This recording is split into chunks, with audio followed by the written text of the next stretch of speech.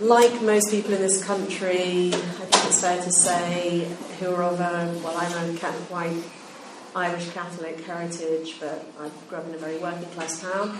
I never saw anybody breastfeed when I was a child. So that's how completely unfamiliar I was with breastfeeding growing up. I wasn't breastfed.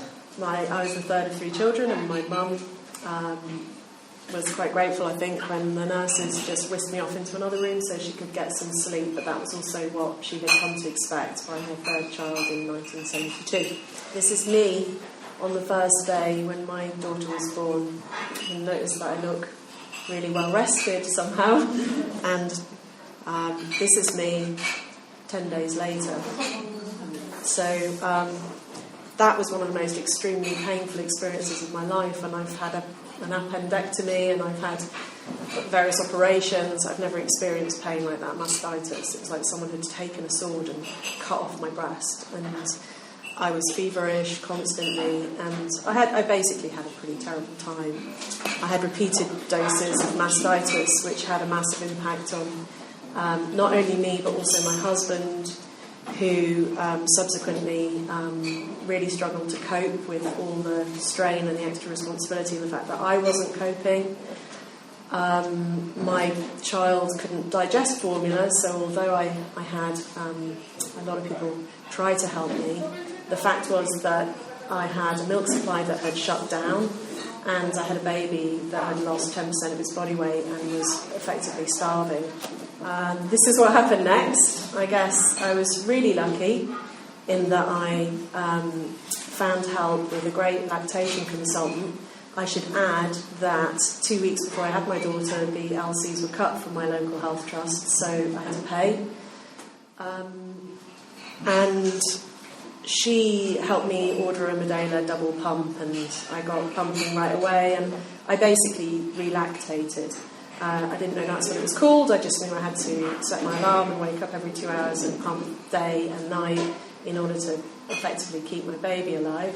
And at 4 months, I was lying on the couch one day and she bobbed down, and I couldn't believe it, but she started to breastfeed. And it wasn't the end of the story, but actually we ended up re-establishing breastfeeding, and I breastfed her for nearly 3 years. Because I thought, right, this took a lot of work, so I'm going to make it. I didn't intend to breastfeed that long, but as many people know, it just carries on. So this is really significant to me because she was about 5 months when this was taken, and this is the time when the mothers I knew who had breastfed, if you like, successfully, let's say with ease, without problems, many mothers I knew had problems, and unfortunately didn't get the right support, or got mixed messages, got the wrong messages, and stopped. So I watched that happen all around me, but there was a few mothers that were breastfeeding, and at this moment, this is when they started talking about how they were going to stop, when they were going to stop. And I started to look into the cultural messages that women are receiving about breastfeeding. In particular, because I'm a visual artist, I looked at the visual arts. As an Irish Catholic, the only woman I'd ever seen breastfeeding before I was pregnant was either a tribeswoman from an indigenous tribe or the Madonna. This was my reference point. This gave me, I would say, the idea that women who breastfeed are in another era, in another culture, happy, divine, beautiful, and completely unrecognisable as me.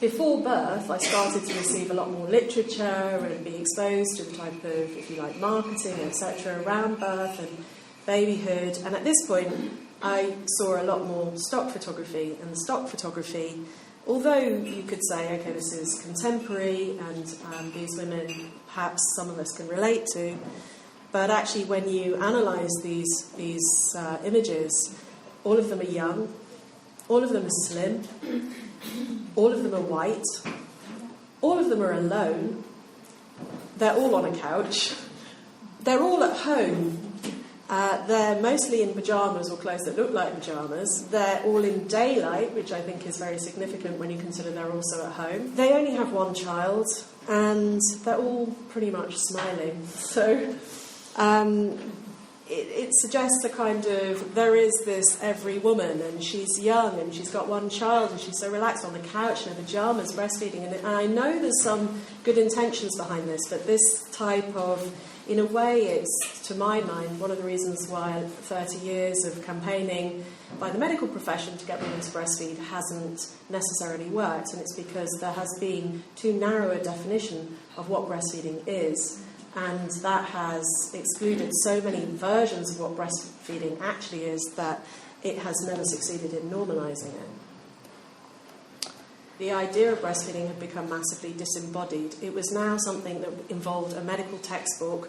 I felt dismayed that nobody had told me how technical it was, how much I needed to learn. I was practically doing an A-level in the middle of the night while expressing. And the only images that or a massive number of images that I saw were what you would call brelfies, breastfeeding selfies, which are a brilliant, there's a brilliant online community and international grassroots movement of women photographing themselves breastfeeding, and there's nothing to criticise about it, except for that it does raise the question of why are other people not photographing these women. And as a visual artist, I would say, I set out to do something. I didn't necessarily have a map. I knew that there was a lot missing culturally, and I did look around, and I found there was some really good photo documentary, diversity in infant feeding, and We Do It Everywhere. There's some really good photo documentary work. What I felt there wasn't was a more classical approach to breastfeeding. So I'll just play you a few of these. I wanted to show women, this is the agenda, is to show women of different age, show women of different ethnicity, show women breastfeeding of different weight. That was essential. Children of different ages. There's a great deal spoken about normalising breastfeeding, but we never see mothers feeding toddlers typically. If there are images or on TV, there's a woman breastfeeding, it would be amazing if there was, and there is a little ad that's got one. That's fantastic, but it's always a baby. It's nearly always a newborn, and a lot of women experience, and I certainly did, the sense that once your baby's not a baby anymore, once they get to 9 months, well, now what are you doing it for? Like, why are you carrying on? This idea of normalising breastfeeding has to include breastfeeding full term. So although they might end up looking idealised, they're actually incredibly real.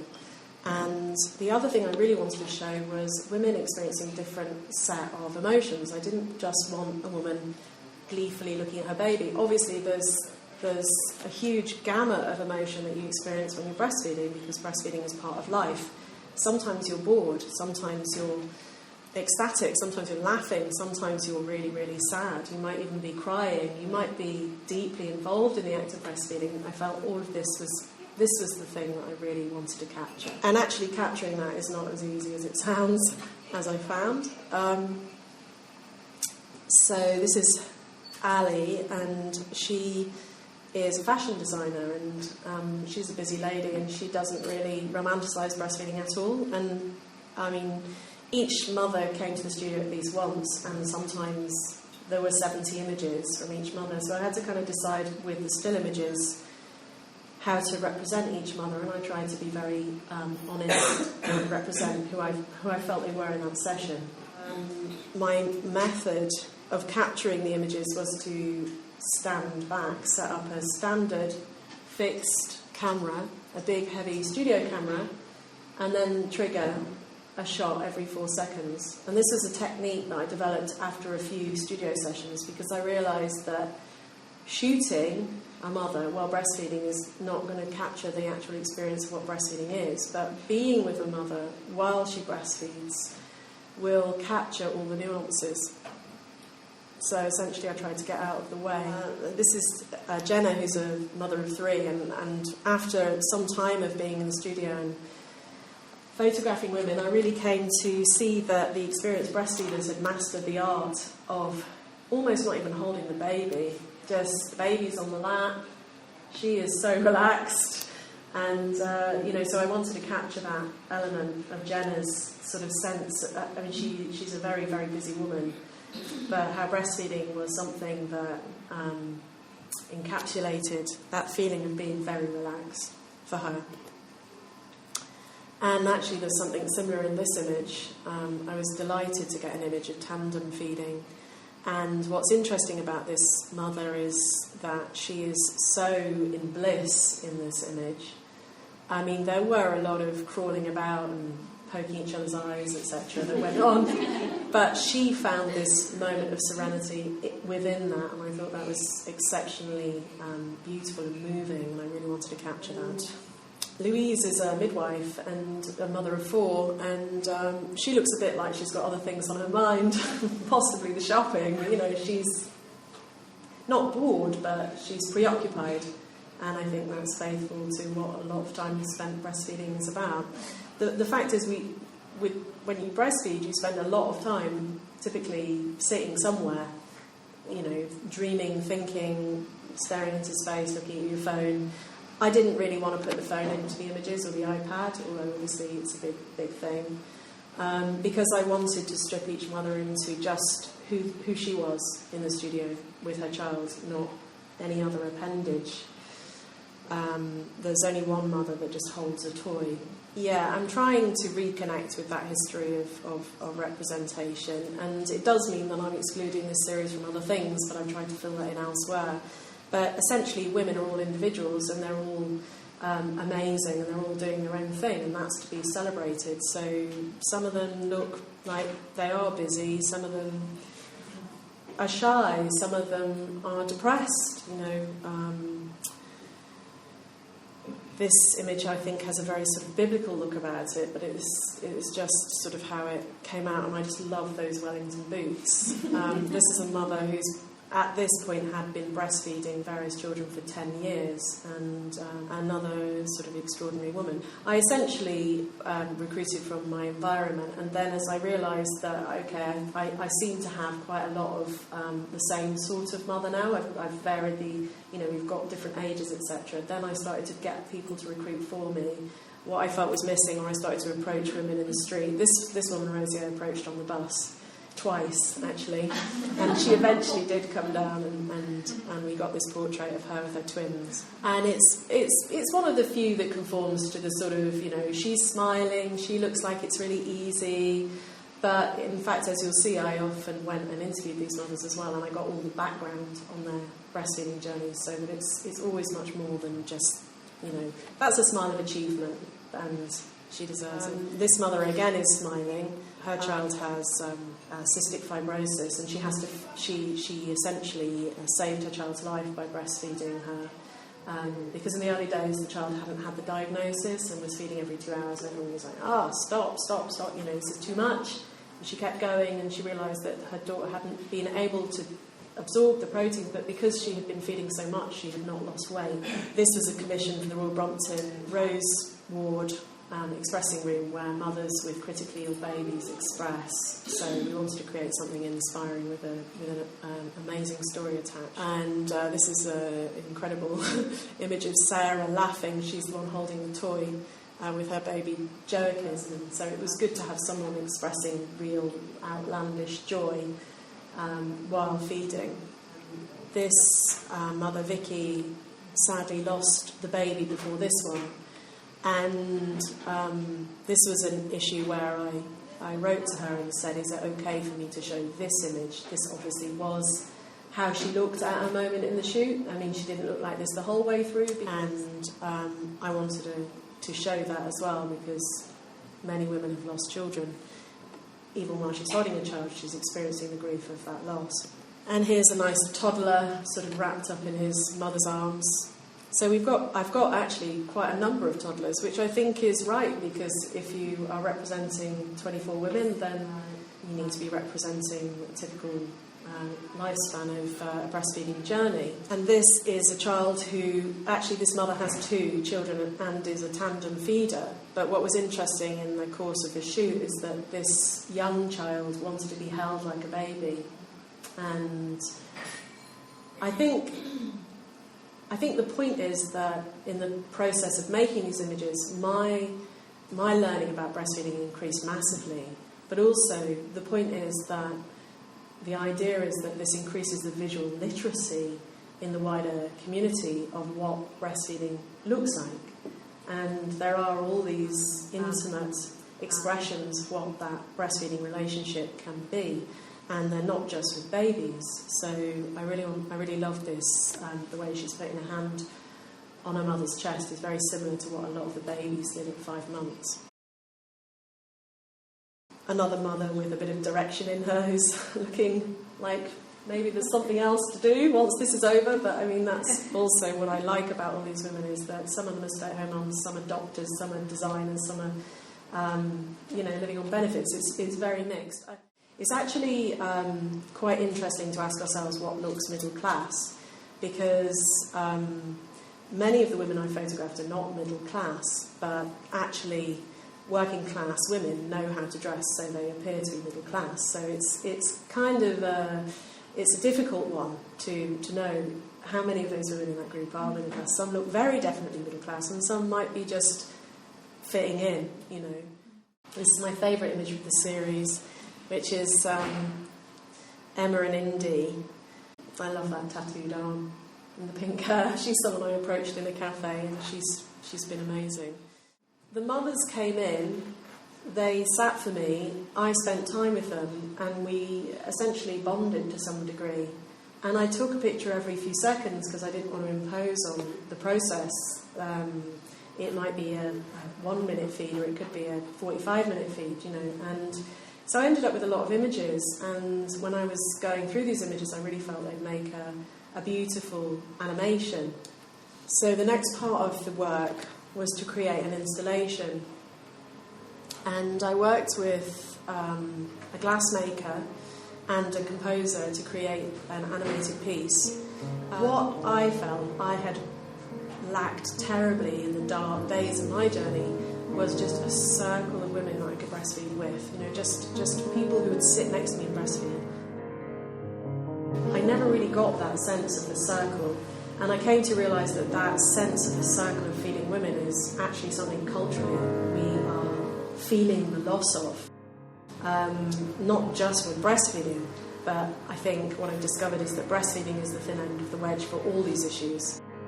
So, especially with breastfeeding, you would love to sit in a group and have that conversation and have that familiarity and normalisation. Hence, they're all shot against black, so I could put them anywhere on any screen, so they could move around. And the other thing that I wanted to make was an alternative clock, so something that measured time in a different way, because I felt that, again, breastfeeding is the thin end of the wedge when it comes to the value of not just breastfeeding itself and the time it takes to breastfeed, but also the value of motherhood and the value of women. I wanted to show breastfeeding in real time. I wanted to show it in a different kind of time, so more how I experienced time when I was breastfeeding. These are the glass solids that Mike, the glass artist, made. And I used an abstract pattern that I borrowed from the floor of the Sistine Chapel, which you can see here. It's a pattern called Cosmotasque. It's a code, a geometrical code that nobody really knows what it means, and so I borrowed it for the purpose of making a timepiece.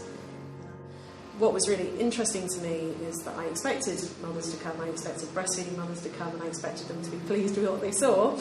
And that all happened, but also what happened is lots of other people came, including men, children, teenagers, boys, girls, people who'd never breastfed, people whose wives had breastfed, and there was a sort of an amazing sort of emotional upwelling that took place in the space of the centre of these 4 screens. Because it has this conceptual element of the timepiece growing, it kind of frees the audience to think about breastfeeding in a much more abstract way, and in that they're then looking at these images and they're affecting them without so many inhibitions. It's not photo documentary. It's not saying this is representative of all women and this is, showing, informing or educating. It might be doing that, but it's also operating on a much more visceral gut level. There's music, there's vibration, it's dark, and there's a lot of anger out there. Women who are breastfeeding are angry, and women who are not breastfeeding are angry, and everybody is kind of angry at everyone else as well. So what's lovely about being an artist is you can sort of, to some degree, navigate the territory between the two polarised viewpoints, because you're a little bit neutral. And so this sort of setting is not very difficult to provide, and very quickly the conversations start to open up and people come together and start talking about it, and it's in this kind of dialogue that I think we get new learning, we get knowledge exchange, we get a new type of understanding.